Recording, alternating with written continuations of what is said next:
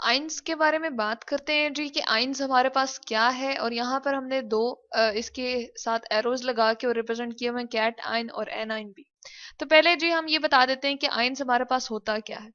Ions हमारे पास एक ऐसी स्पीशी होती है जो कि किस तरह से हमारे पास बनती है जी, जब एक एटम में से हम या तो इलेक्ट्रॉन रिमूव कर दें या फिर उसमें एक इलेक्ट्रॉन एक्स्ट्रा डाल दें, तो क्या वो चीज बन जाती है हमारे पास जी आइन।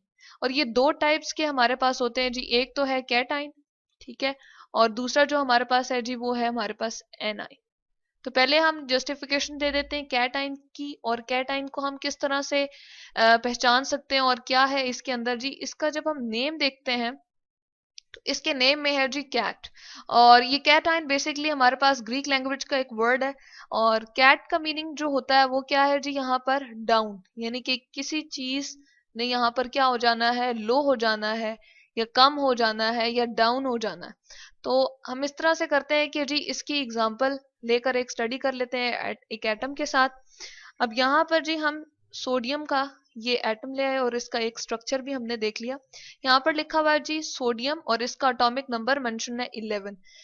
11 क्या शो कर रहा है जी, इसके अंदर इलेक्ट्रॉन या प्रोटॉन की तादाद, ठीक है। 11 यानी कि ये बेसिकली हमारे पास अभी न्यूट्रल एटम है, यानी कि इसके पास प्रोटॉन कितने हैं, 11 है, ठीक है, उसकी तादाद 11 है। इसी तरह से प्रोटॉन के ऊपर चार्ज क्या है जी, ये न्यूक्लियस में मौजूद है, और इसके ऊपर चार्ज क्या होता है जी, पॉजिटिव चार्ज होता है, और ये बराबर है बाहर ऑर्बिट में जो मूव कर रहे हैं जी इलेक्ट्रॉन, जो कि तादाद में कितने 11 ही है, और इसके ऊपर चार्ज क्या है जी, नेगेटिव। अब क्या होता है, हम इसके इलेक्ट्रॉन को जी रिमूव कर देते हैं यहाँ से, ये जो है हमारे पास इस आखिरी वाले शेल में से रिमूव कर देते हैं। लेकिन इससे पहले हम ऐसा करते हैं कि गिन लेते हैं। पहले वाले हमने कहा कि प्रोटॉन जो है वो 11 होंगे, न्यूट्रॉन 11 होंगे इसके न्यूक्लियस में मौजूद। उसके बाद फर्स्ट शेल आता है जिसमें हम कहते हैं मैक्सिमम 2 इलेक्ट्रॉन आ सकते हैं, तो 1 और 2 आपको 2 इलेक्ट्रॉन नजर आ रहे हैं। उसके बाद जी हम नेक्स्ट वाले में देखते हैं 8 इलेक्ट्रॉन है, 1 2 3 4 5 6 7 8, तो 10 हुए। और ये जो लास्ट वन में है जी 11, तो हमने देख लिया कि 11 ही प्रोटॉन है और 11 ही इलेक्ट्रॉन जो कि इसके ऑर्बिट में मूव कर रहे हैं। अब क्या करते हैं, हम इसके एक इलेक्ट्रॉन को जी यहाँ से रिमूव कर देते हैं, हटा देते हैं, और ऐसा करते हैं। अब इनकी तादाद को गिनते हैं तो कितना रह गया है, और कितनी इस पे हम कहते हैं कि इलेक्ट्रॉन या प्रोटॉन की तादाद रहेगी वो जानते हैं जी।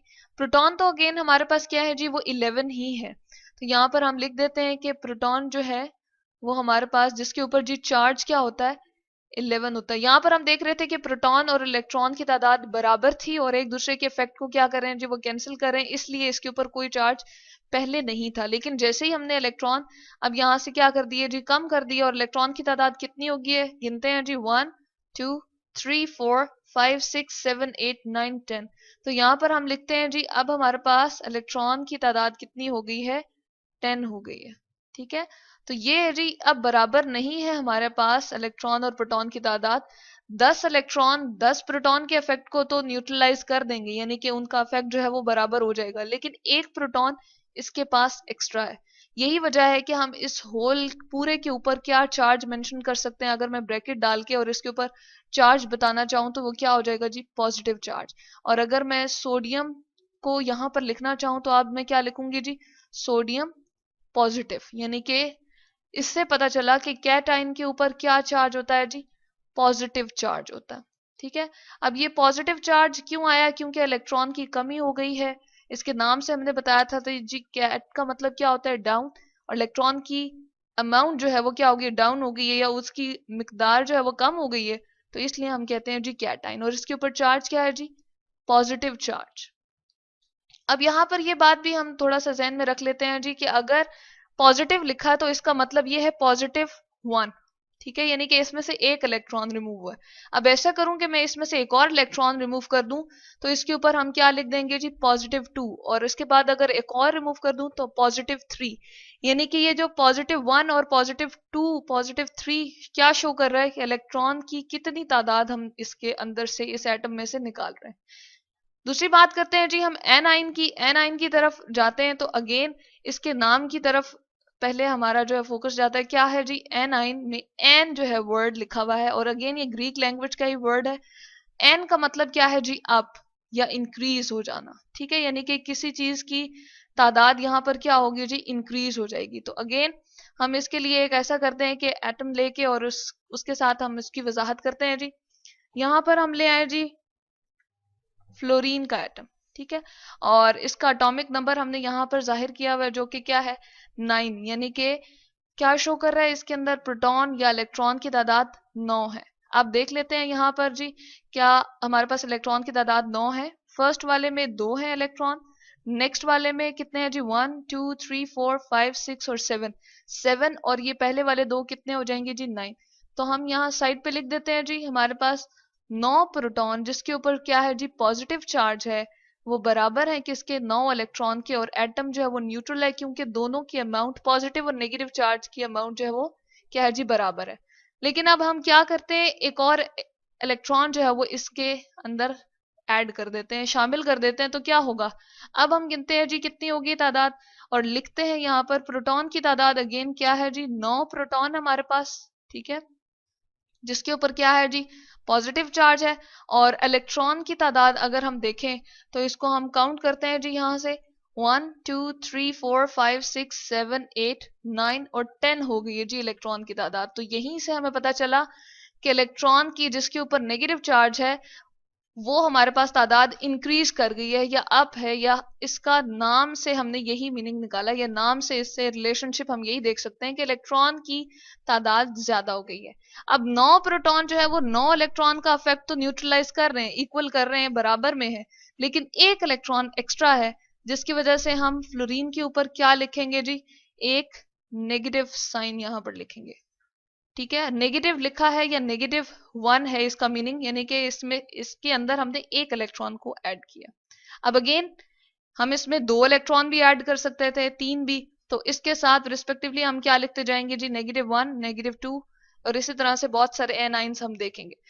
तो यहां से एक और बात भी हमें पता चल गई कि इनके ऊपर अगर पॉजिटिव हमने कैटाइन के ऊपर सिंपली लिखा हुआ तो इसका मतलब यही है कि +1 यानी कि एक इलेक्ट्रॉन इसमें से निकाला है, और यहां पर हम कह रहे हैं जी नेगेटिव, तो क्या शो कर रहा है कि -1 यानी कि इसके अंदर एक इलेक्ट्रॉन हमने ऐड कर दिया। तो एनाइन हमें पता चल गया कि हमारे पास क्या होता है, इससे इलेक्ट्रॉन की तादाद इंक्रीज होगी है जिसके ऊपर चार्ज क्या है जी नेगेटिव है। तो यहां पर हम लिख देंगे एनाइन के ऊपर क्या चार्ज होता है नेगेटिव।